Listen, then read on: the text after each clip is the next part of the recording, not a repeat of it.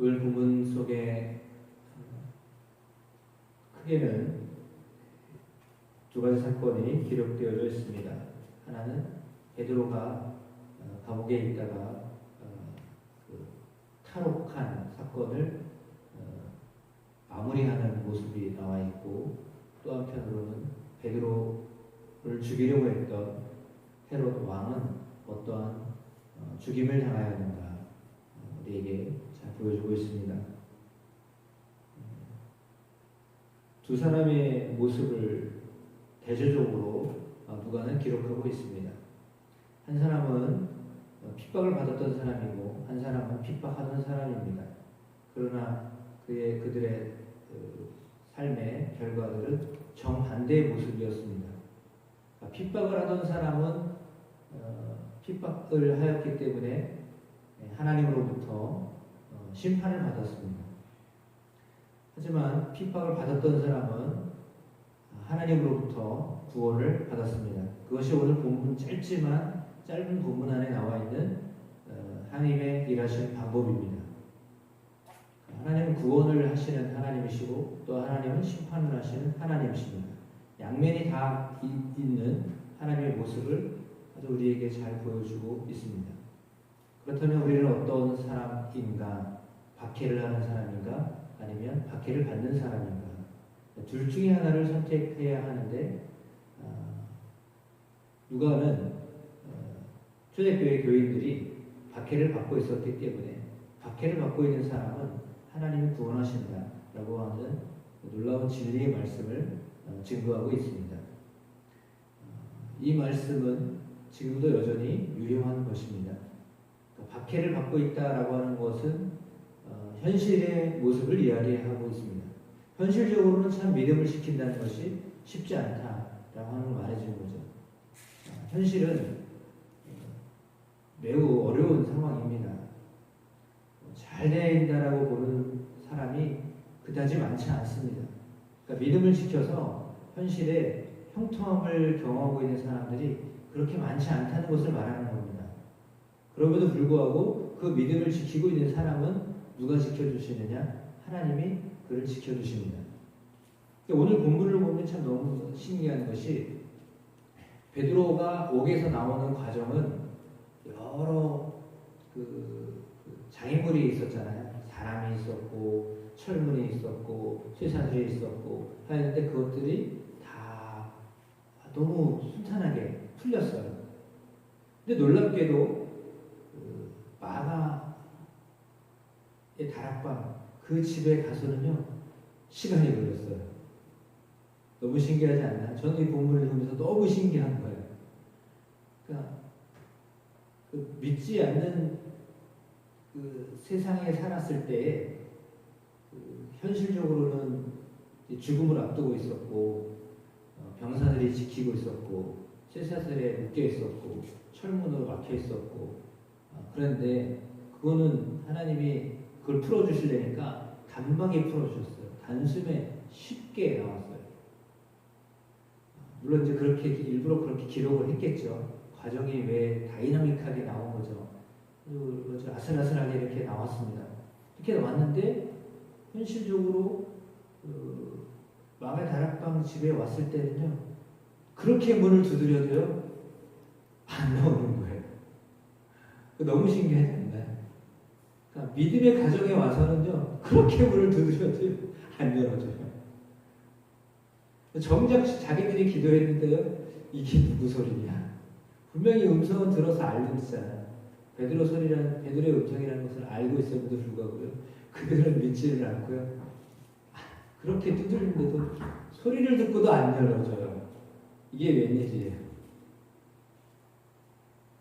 정말 믿어서 자기들이 기도했으면서도 긴가민가하는 거죠. 너무 신기하지 않아요? 우리가 전에 예화로 그 예화했잖아요. 교회는 기도하는데 기도하는 것을 교회는 안 믿고요. 응답이 되어서 놀랍게 응답된 사람은 당신들이 기도해서 그런다고 우리가 언제 기도해서 그런 일이 벌어졌냐고 똑같은 일이에요. 똑같은 얘기예요. 기도에서 정말 베드로가 나왔는데 그거는 그렇다고 그럼 사실 이거는 무슨 얘기냐면 사람이 구원했다는 얘기가 아니에요. 그걸 강조하려고 하는 거예요. 누가는. 구원은 철저하게 하나님이 하시는 거예요. 그러니까 기도한 사람도 믿지 못했잖아요. 그러니까 기도한 사람도 기도한 것을 자기들이 했다는 것이 아니라는 것을 증명하는 거예요. 기도는 내가 했지만 그 일은 하나님이 역사하시는 거죠. 기도한 사람이 구원하는 게 아니라는 거예요. 그러니까 우리는 기도를 했어도 이건 내가 한 거다라고 말할 수가 없는 거예요. 왜? 우리가 기도를 했어도 기도할 뿐이지 역사는 하나님이 하시는 거예요. 그러니까 전도는 내가 해도 하나님이 구원하시는 거지 내가 전도했다고 그 사람이 구원받는 게 아니라는 거예요. 그러니까 그 부분에 대해서 명확하게 가르쳐 주시는 거예요. 내가 예수 믿으세요. 교회 나오세요. 그래야 구원 받습니다. 그래야 복을 받습니다. 내가 전하지만 구원은 하나님이 하시는 거예요. 기도도 내가 하고 전도도 내가 하지만 그러나 응답은 하나님이 하시고 구원은 하나님이 하시는 거예요. 그러니까 그 부분에 대해서 철저하게 인식하고 있어야지 내가 기도했고 내가 전도해서 그 사람을 구원했고 응답을 받았다. 그게 아니라는 거죠. 기도 응답도 하나님이 하시는 거고 구원도 하나님이 하시는 거예요. 단지 우리가 그것을 위해서 쓰임을 받는 겁니다. 그러니까 사울이 핍박하던 사람이었는데 구원하는 사람으로 전도자로 바뀌어졌던 것도 하나님이 하신 거죠. 예수님이 나타나셔서 음성을 듣게 하셨고 그렇게 하신 겁니다. 오늘 본문에 나와 있는 헤롯은 핍박하던 사람인데 베드로가 탈출한 것 때문에 화가 나가지고 그를 지키고 있었던 사람들을 신문하고 죽이라고 했습니다. 분명히 그들은 죽었을 겁니다. 그들이 무슨 죄가 있습니까? 지키려고 했어도 지킬 수가 없었던 것인데 그것을 잘못 지켰다고 해서 지키고 있던 군인들을 명해서 신문을 하고 죽이고 자기는 사실은 자기가 목에 가두라고 한 사람인데 자기는 아무 죄가 없고 지키고 있던 사람들은 죄가 있고 그건 뭐가 문제가 심각한 거죠.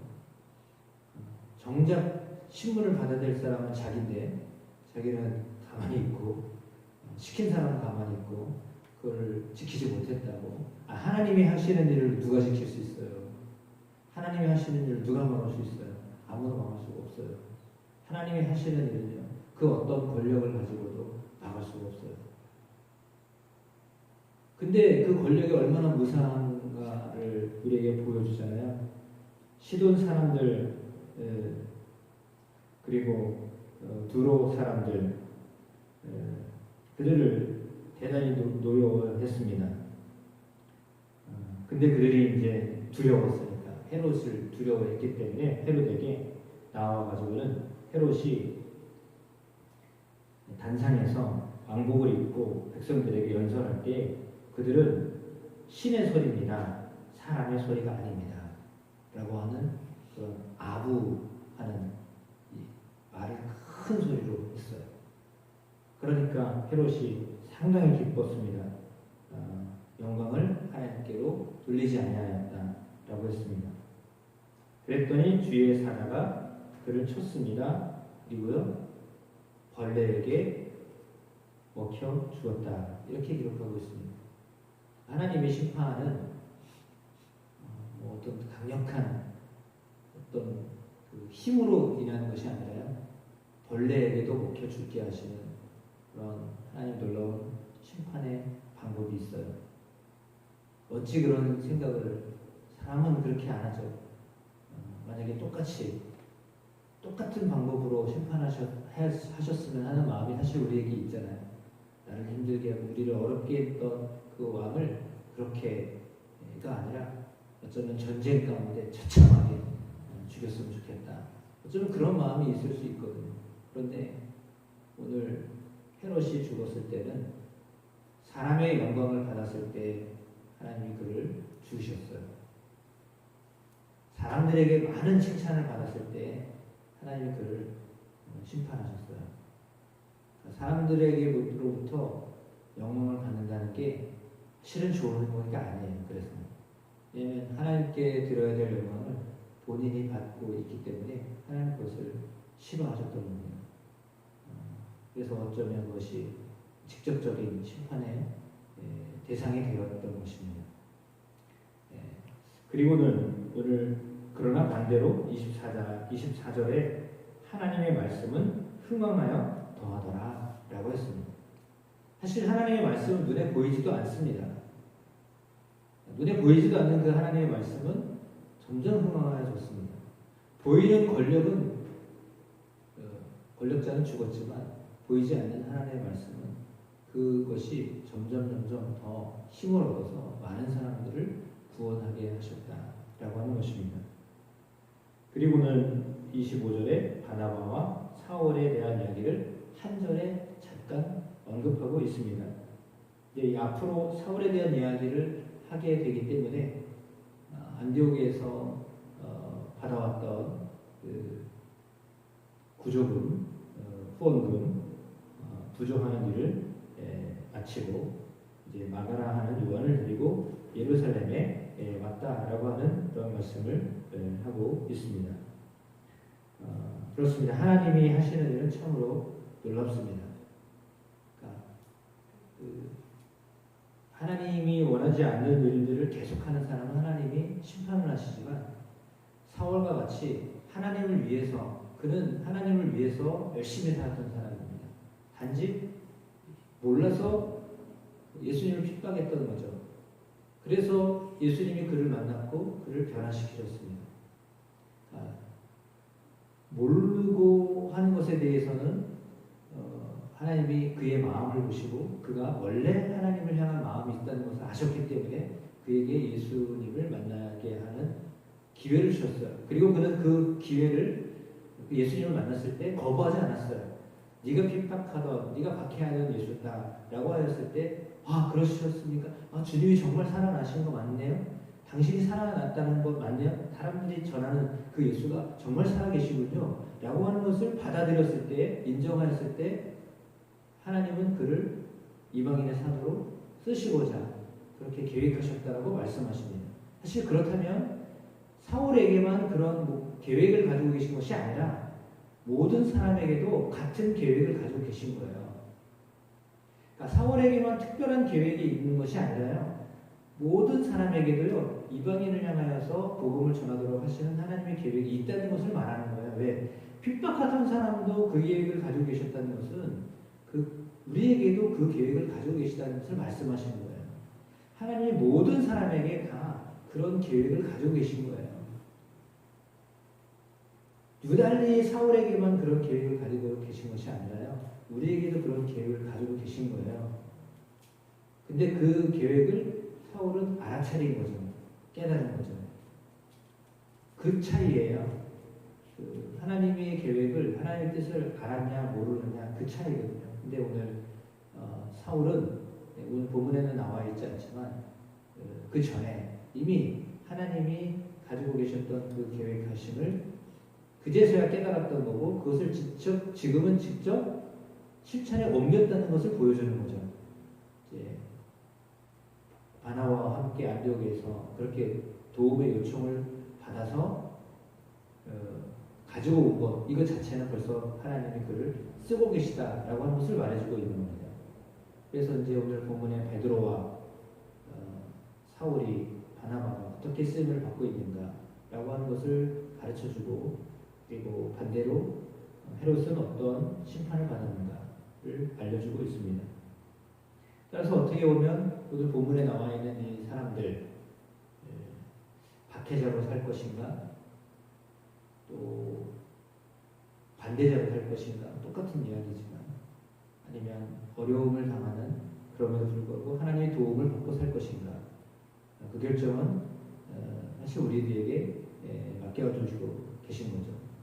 우리는 어떤 사람으로 살 것인가 돕는 자로 살 것인가 박해자로 살 것인가 아니면 핍박자로 살 것인가 그럼에도 불구하고 도움을 받고 하나님의 도우심을 받고 살 것인가 저나 여러분이나 하나님의 도우심으로 하나님의 구원하심으로 살게 되는 은혜가 영원히 함께 하시기를 축복합니다.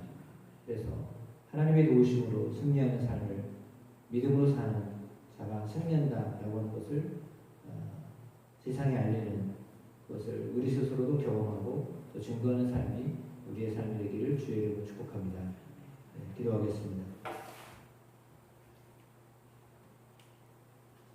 주의 복음이 온 천하에 전해지는 것을 주님이 원하고 계십니다. 세상 끝날까지 내가 너희와 함께하리라 말씀하시고 이 복음이 땅끝까지 전해져야 된다고 말씀하셨습니다. 그 말씀을 의지하여 우리는 복음을 지키는 자로 복음을 전하는 자로 살게 되기를 원하시기에 그 원하시는 하나님의 그 뜻하시는 바를 이루어드리는 저희가 되게 하옵소서. 저희 교회가 그 일을 위하여 쓰임받게 하옵소서. 박해하는 자가 아니요 환영하는 자로 복음을 기쁘게 받아들이고 그 복음을 잘 전하는 자로 쓰임받는 저희가 되게 하시고 어려움이 있어도 현실적인 힘겨운 싸움이 있어도 항상 우리를 도우시는 하나님의 손길을 경험하며 살아가는 저희가 되게 하옵소서. 예수님의 이름으로 기도합니다. 아멘.